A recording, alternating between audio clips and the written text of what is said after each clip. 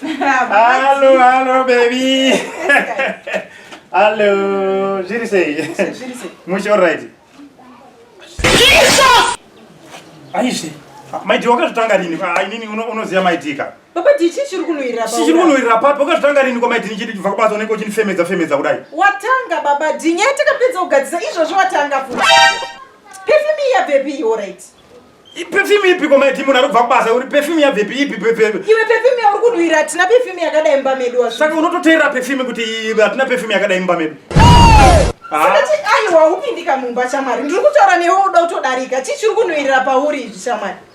Matanga kuhagana nevanhu muchiita zvinhu zvenyu kwandika.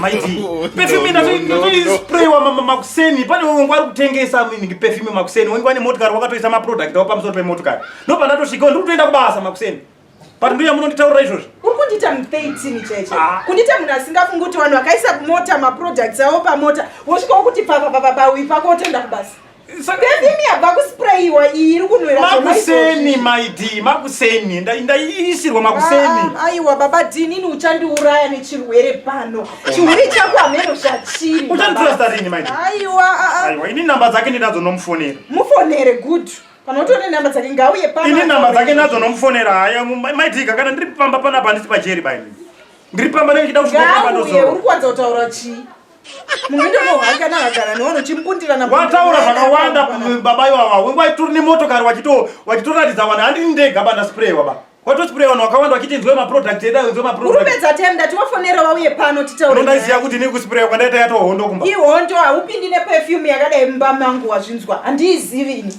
ngauye pano vataure kuti vakusprayerei halo munhukadzi futi munhurume halo inzwaika ndafona munokwanisa here munhu wamwari ndambosvika ndambokuona makuseni nichienda kubasa muchitengesa maperfume paya munokwanisa here kusvika pa 52 pa 22 kudanga mvura asi ndaikumbirisa kuti muti kasikei izvozvi pane vanhu vari kuda kutohodha perfume iyoyo pane wafarira maproduct enye mhanyai ndinotenda thank you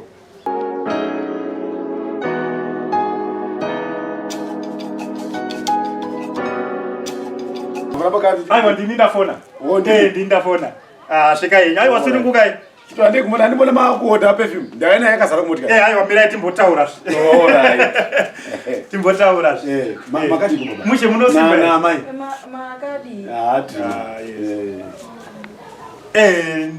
ndowenenge ndichitaura maiti tambosangana makuseni ndichienda kubasa muri mutauni so mukamisa motokari yenyu menge mune maproducts akawanda fese ndiri kuitondera mbichana mukatomboni spraya so muchiti inzwai muchiti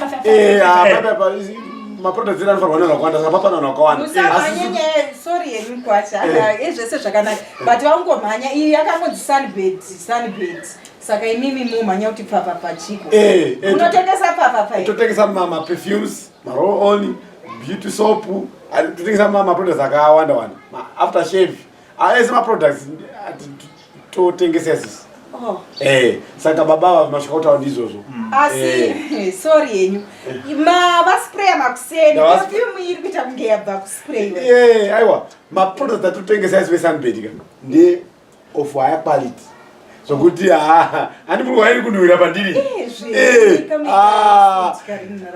ndakatoisa pandaka 3-4 days ago then payakawasvika kuti ndokuiaina yakunhuhwirira futi aiwa ndasipera